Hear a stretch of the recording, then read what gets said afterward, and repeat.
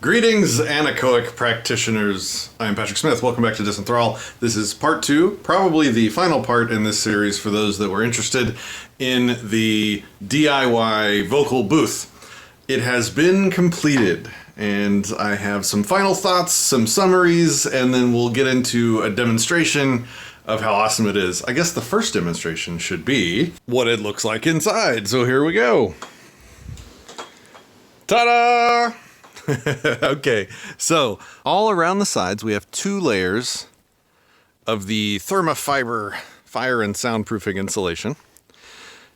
And we have the door done as well, which I will close now for you. There we go. And you can hear pretty much instantaneously how different my voice sounds inside this room. So far, I am overwhelmingly pleased with the new acoustics in here. I pretty much couldn't have asked for more short of buying one of the $8,000 to $12,000, name brand whisper room things. And I'm not even quite sure if those would actually be better than this, because this is pretty awesome. Number one, it's huge, 7 foot by 7 foot. I have room to, pace around in here if I need to. Just to stretch my arms or whatever. I'm not like compacted into a little box like I would pay $8,000 for. And the soundproofing is amazing. So this stuff works way better than I thought. I was worried that using mineral wool would maybe not be adequate compared to the 3M brand, $100 a sheet stuff. I am perfectly happy. It's amazing. It's perfect. I couldn't have asked for more. The wire hanging method worked really well and leaves me with insulation that can be removed if I ever need to relocate this room, which was important to me. Removing the wires will not destroy the insulation, though I'm sure I would need to buy a little bit extra to replace some of the pieces that do get torn up in the process. But I think for the most part, this is eminently reusable, relocatable if I move to a new house or something in the future, though it would be quite a bit of work, which is a good segue into talking about just how much work this ended up being. So as the saying goes, you can pay for something with money or you can pay for it with time. And so with this one, for a grand total of about $1,100, which is obviously way less than the brand name booths, especially in this size, the total time investment came to about 15 to maybe 20 hours of actual physical labor. The rest was, trying to involve my kids and wrangling them in and, trying to make it more of a family spend time together project that, probably could have gotten done faster. And that price is not including the equipment I added to the room, or obviously the microphone. Let me walk you through what I have in here. So first I have a way oversized, let me just grab this here and show you, a really, really big boom arm for this microphone. It ended up being larger than the one that I expected to order, so I might even return it and get one that more fits the space, because it's kind of oversized at this point. Then we have, the ubiquitous and amazing, maybe best microphone ever. We have the Sennheiser MKH 418P48, which is as expensive as this entire room is on its own. But guys, this is the mic they use in movies, and it's some of the best imaginable sound for voice acting and voice work. Then we have, let me try and show you floor to top, this pretty amazing stand here. It has good, heavy, solid base with wide legs, so it's not going to fall over. It has a keyboard and mouse tray, which I've currently got covered in just a towel here, so no big deal. And then it has a monitor, the standard VESA monitor attachment stand up top, to which I attached a monitor of mine in the vertical orientation for reasons, right? We want to fit a lot of text on the page, so I don't have to stop and scroll as much, while also having room for my VU meters and access to my sound software down at the bottom. So this monitor actually came with kind of an unexpected negative. I picked a really big monitor for this use, and what that ends up being is a very flat surface directly in front of my mouth as I'm speaking into the microphone. So it is the most reflective thing in the room. So what I will probably do is get a smaller monitor or get a more rectangular monitor that can be less surface. I'm also probably going to angle it either up or down so that it's not coming straight back at the microphone. And I might also move the mic off to the side a little bit more just to try and mitigate the giant flat surface that I've put in the middle of a room that I've tried very hard to treat for sound. But the room sounds so amazing that what little comes off the monitor, really, you don't even notice. And I will show you that soon. So I have, kind of a crappy, no frills Bluetooth mouse and keyboard, which goes to the computer outside the booth so that we don't have to hear the computer's fans if they ever turn on. Right now I just have a temporary little laptop hooked up. And then, a long monitor cable to this monitor. And then I just got some, cheap, nothing fancy LED lights that actually are probably the largest source of heat in the room, so I probably leave those turned down when I'm actually in here. Which actually leads me to the biggest problem I'm having with using this room right now, is that I'm standing in the middle of a very well-insulated room. And I haven't tried it without the LEDs on as high as they are, but it certainly starts to heat up in here. So I'm gonna have to find some kind of solution for that. But it also might be a good reminder to do something that I don't do often enough when I'm doing voice acting work, which is take breaks. I tend to try and go for like these 4-hour marathon sessions.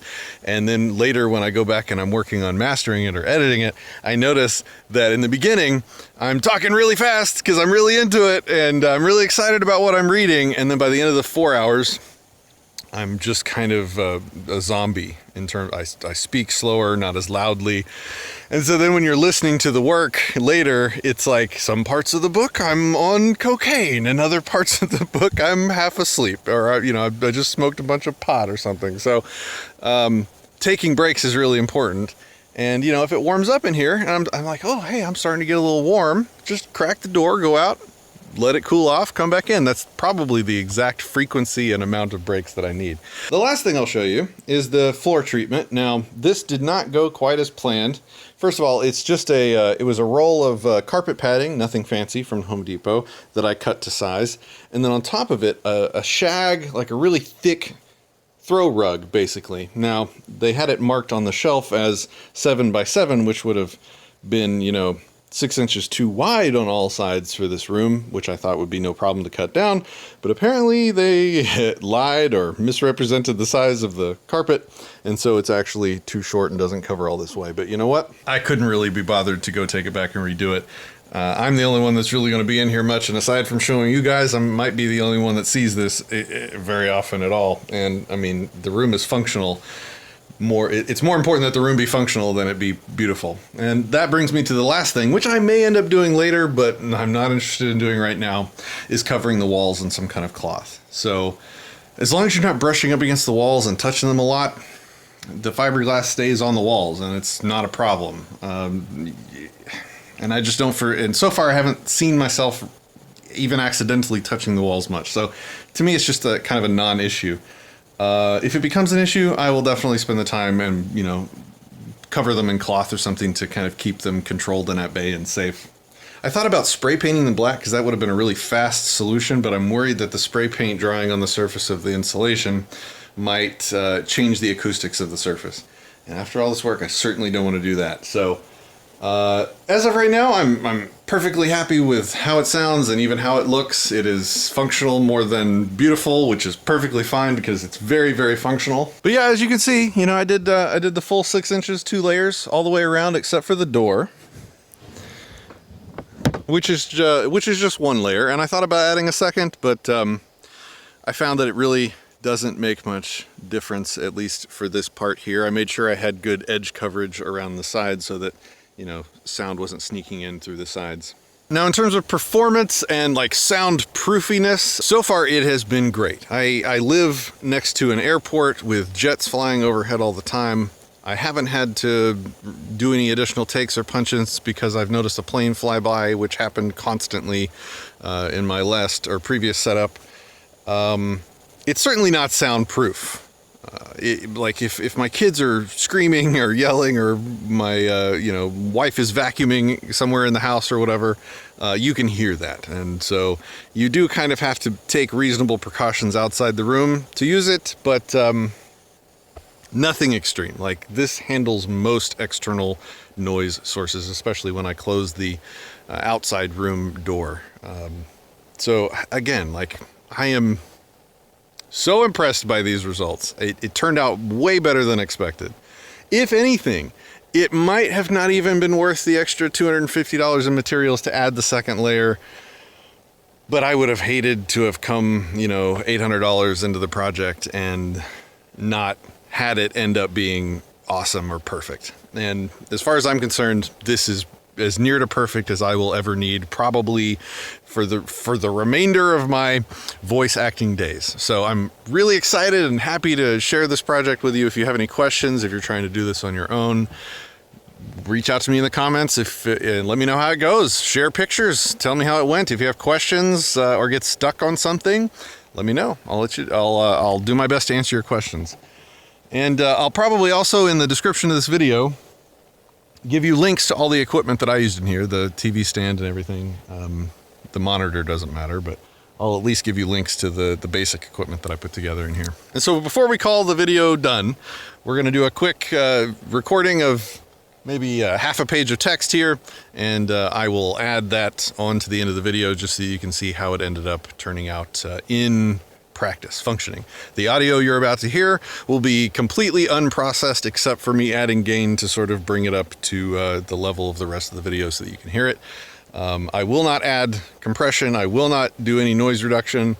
I won't even do a gate on it. I will literally just turn the gain up until it kind of matches the rest of the video for you guys so you can see exactly the sound quality. Hands off, basically untouched, that I'm able to get out of here with this mic and this rig. And I hope you guys enjoy. Again, drop some feedback in the comments. So my noise floor in here is between neg 65 and neg 70. It's really nice. The worst it gets is there's like an AC vent right above this room. And so when the AC or the heater's blowing directly on the roof, my noise floor goes all the way up to about negative 59. So really good. Yeah, definitely loving this arrangement. So let me get started with this text, about half a page of text. And I'll probably swap back and forth just between like an actual EQ'd mastered version and just the straight mic. So here we go.